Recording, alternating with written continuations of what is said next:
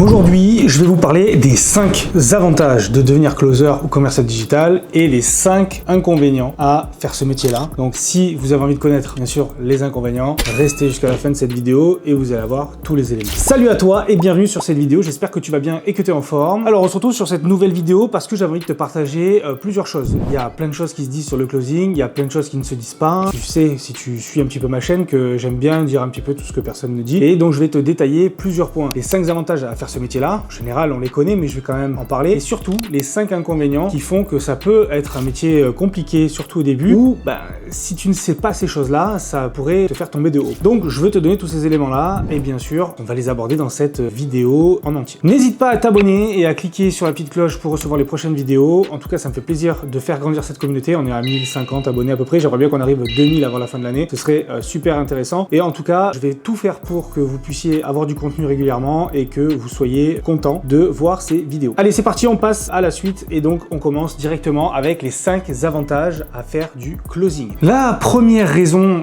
qui va être un avantage, le premier avantage pour lequel tout le monde veut faire du closing, c'est bien entendu l'argent. Donc l'argent, c'est le nerf de la guerre, ok? C'est ce qui te permet de vouloir te lever le matin et te dire ok, je peux acheter ci, je peux acheter ça, je peux faire ci, je peux faire ça, j'ai des projets, je peux partir en vacances, etc. Donc l'argent. L'argent est évidemment un des avantages principaux du métier de closer. On peut gagner très bien sa vie, on peut gagner jusqu'à 5, 10, 15, 20, 30 000, je connais même des closers qui gagnent 30 000 euros par mois rien qu'en prenant des appels. Donc ça, c'est largement faisable et c'est un des avantages qui fait que le closing, comme le métier de commercial dans le privé, en fait, le métier de commercial, c'est ni plus ni moins que on va dire l'ancêtre du closing, mais ça reste quand même un des métiers dans une boîte qui est le mieux rémunéré, d'accord? Les commerciaux sont parfois mieux payés que certains cadres parce que ils font le travail, ils ramènent du chiffre et c'est eux qui sont à l'origine du chiffre d'affaires de l'entreprise. Donc forcément, on les surpaye et on les paye très bien quand ils font très bien leur job. Donc le closer, c'est exactement pareil. Tu peux gagner beaucoup d'argent en closing si tu es performant et que tu fais ce qu'il faut. L'entreprise n'aura pas du tout envie de te voir partir parce que tu lui rapportes beaucoup d'argent et elle sera prête à te payer, voire même à te donner des primes supplémentaires. Donc ça, c'est un des premiers avantages. Le deuxième avantage, ça va être la flexibilité des horaires. Bien sûr, la flexibilité des horaires, mais pas que. Flexibilité des horaires, pourquoi? Parce que tu peux travailler quand tu veux, tu peux te prendre 2 appels par jour, comme tu peux te prendre 10 appels par jour, ça c'est toi qui vois, et tu peux vraiment moduler ton agenda comme ça, en fonction du chiffre d'affaires que tu veux faire rentrer. Si tu as atteint ton chiffre d'affaires au bout de la deuxième semaine, tu te dis je vais gagner 6 000 euros ce mois-ci, et qu'au bout de la deuxième semaine, tu as déjà encaissé 6 000 euros de commission, tu peux très bien te dire j'arrête pour le reste de la semaine ou du mois et prends des vacances ou je fais autre chose, je réduis mes appels, je travaille moins. Également une flexibilité dans le choix des clients et des produits. Pourquoi? Parce que aujourd'hui un client fonctionne bien avec toi, demain il décide de ralentir ou alors il y a des choses qui changent ou alors tu veux changer tout simplement de client. Si tu es performant, on viendra te chercher et tu n'auras même pas besoin de chercher de clients. C'est toi qui va être démarché par des clients pour venir travailler chez eux parce qu'ils auront eu vent des résultats. Et quand bien même ils n'auraient pas eu vent, ils ne viendraient pas te chercher, tu as la possibilité de changer d'offre et de travailler pour d'autres personnes si tu le souhaites, tout simplement parce que tu as des compétences et c'est ces compétences-là qu'on va rechercher. Ensuite, un des nouveaux avantages, un des avantages 2025 de ce métier-là, c'est que ça a explosé. Ce métier-là depuis 2020, en 2025, on se rend compte que encore plus d'entreprises se digitalisent, ont besoin de closers et donc ça devient une expansion et en fait tout le monde recherche des closers. Alors il y a énormément de closers sur le marché. Est-ce que le marché est saturé? Bien entendu que non, parce que le tri naturel se fait. Il y a énormément de closers qui ne sont pas performants, pas été bien formés, qui ne sont pas suivis, qui se lancent peut-être même comme ça, sans aucune formation. Et là, pour moi, je pense que c'est une grosse erreur. Aujourd'hui, c'est un marché en pleine croissance, en pleine explosion. Même des entreprises physiques vont commencer à se digitaliser. On va bientôt pouvoir acheter sa baguette de pain en ligne. Donc pour vous donner un ordre d'idée, donc bien sûr, un closer ne vendra pas une baguette de pain, on est d'accord, mais il pourra vendre la boulangerie. Vous voyez ce que je veux dire? Donc il faut comprendre que c'est un marché en pleine expansion, en pleine croissance et qu'il y a énormément d'évolutions qui vont arriver avec l'IA, etc.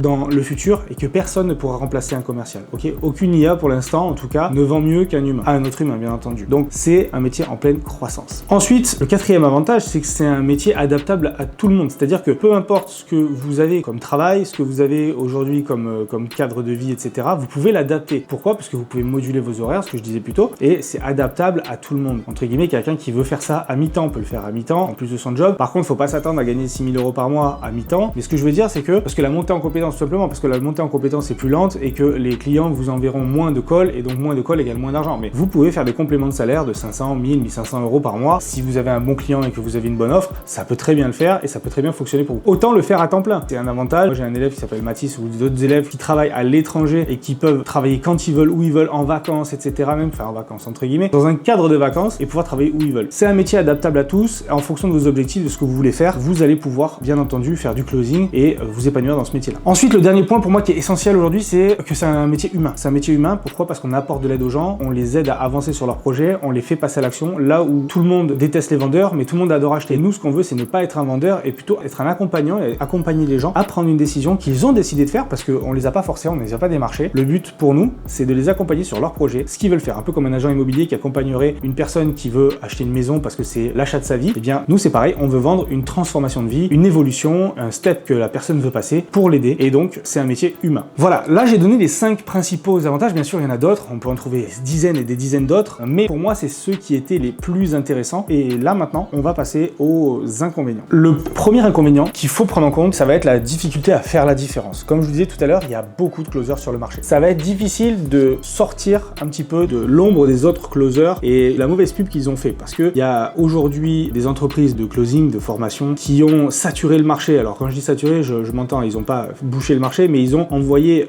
des publicités qui disaient que tout le monde pouvait faire du closing, que c'était à la portée de tout le monde, etc. Et on a eu des dizaines et des dizaines de milliers de personnes qui se sont lancées dans ce métier-là, sans qu'on leur ait expliqué comment ça allait se passer derrière, et que finalement c'était réellement une compétence, un métier, et qu'il allait y avoir du travail. On leur a vendu ça comme étant très simple. Donc en fait aujourd'hui on a beaucoup de closers qui essayent, tant bien que mal, sans formation, sans accompagnement, sans réelle compétence, de démarcher des clients. Les clients les essayent, ça fonctionne pas. Du coup, quand aujourd'hui vous allez vous présenter à un client, il va avoir une certaine réticence parce qu'il a déjà eu beaucoup de closers nuls, beaucoup de closers qui n'ont pas performé. Alors attention, si tu regardes cette vidéo et que tu n'as pas performé, je dis pas que tu es nul, mais je dis juste que tu n'as pas été accompagné. Donc des closers qui n'ont pas les compétences, en réalité ils ont gâché des appels, ils ont perdu de l'argent. Donc maintenant ils sont très réticents, ils font attention à qui ils envoient des appels. Ok, donc c'est très important de faire la différence et ça va être assez difficile. C'est également un métier, malgré ce qu'on peut penser, qui est encore méconnu. Alors la vente est connue depuis des milliers d'années, le commercial est connu depuis des milliers d'années, mais le closer c'est encore inconnu. Moi j'arrive encore à parler à des gens que je connais depuis de longtemps, je leur dis ouais je suis closer, ils me disent mais qu'est-ce que tu racontes toi? C'est un métier qui est encore méconnu et encore décrié, c'est-à-dire que les gens ne connaissent pas, ils ont encore l'image de la personne qui vous appelle de l'étranger en vous demandant si vous avez un CPF, c'est pas du tout la même chose. Et aujourd'hui, quand vous allez dire que vous avez envie de faire ce métier-là, on peut essayer de vous démotiver à le faire en vous disant ouais c'est n'importe quoi, attention, c'est des métiers d'arnaque, etc. Alors que pas du tout, hein, c'est pas du tout un métier d'arnaque, c'est un métier. Quand vous allez chez Darty, vous avez un mec qui vous demande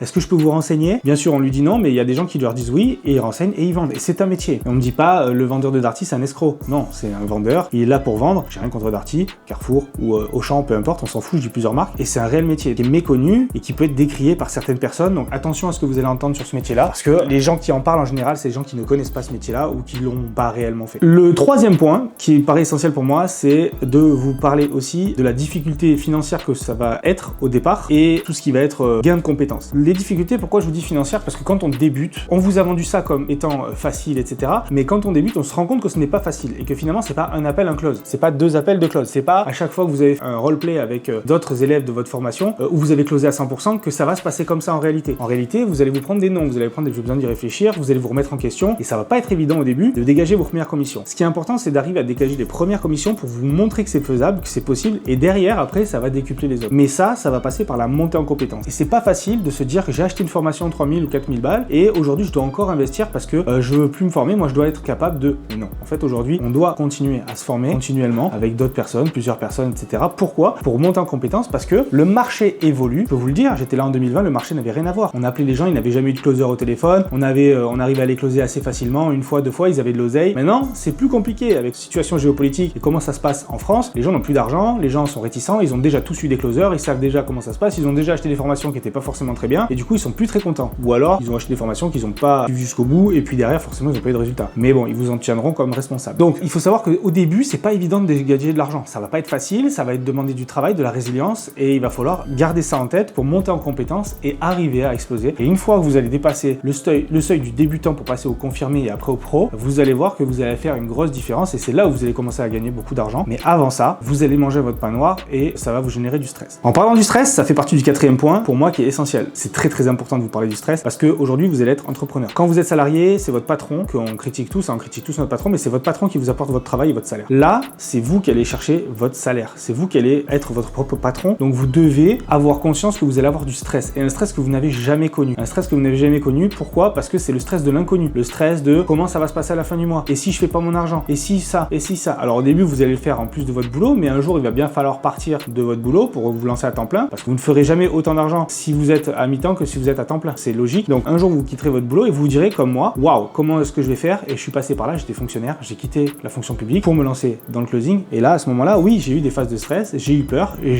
ça m'arrive encore d'avoir des phases de stress, des phases de boulot, des phases de rush, où on se pose la question, mais qu'est-ce qu'on fait là, quoi? Et en fait, il faut vous rappeler votre pourquoi vous avez commencé à faire ça, et derrière, ça va vous aider. Mais ce sera le but de notre vidéo, de savoir comment gérer son stress. Mais en tout cas, c'est extrêmement important de savoir que ça va être de la difficulté, ça va être du stress, ça va être du challenge, et qu'il faut être armé psychologiquement pour le faire, ou alors se former, ou être aidé, ou regarder des vidéos, etc., pour comprendre comment gérer ce stress de l'entrepreneuriat, parce que c'est un stress que vous n'aurez jamais connu. Et ça, je préfère vous prévenir tout de suite. Extrêmement important de le savoir, parce que personne ne vous le dit.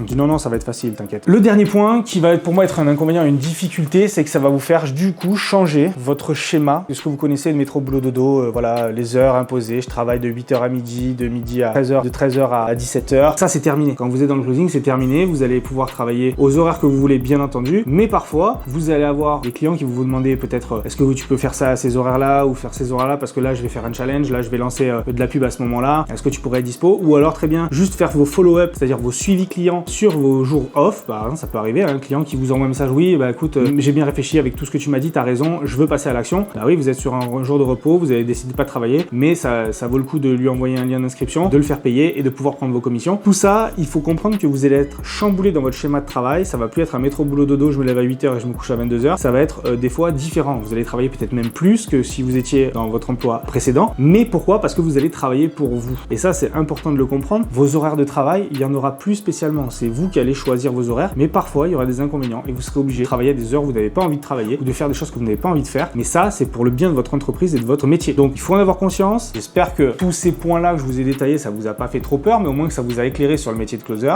Je ne peux que vous recommander de faire ce métier-là parce que c'est le métier que je fais depuis 5 ans. C'est le métier qui m'a changé ma vie, qui a changé complètement ma vie, celle de mes proches, etc. Et aujourd'hui, je ne reviendrai dans le fonctionnariat pour rien au monde. Rien au monde. Mais alors, jamais.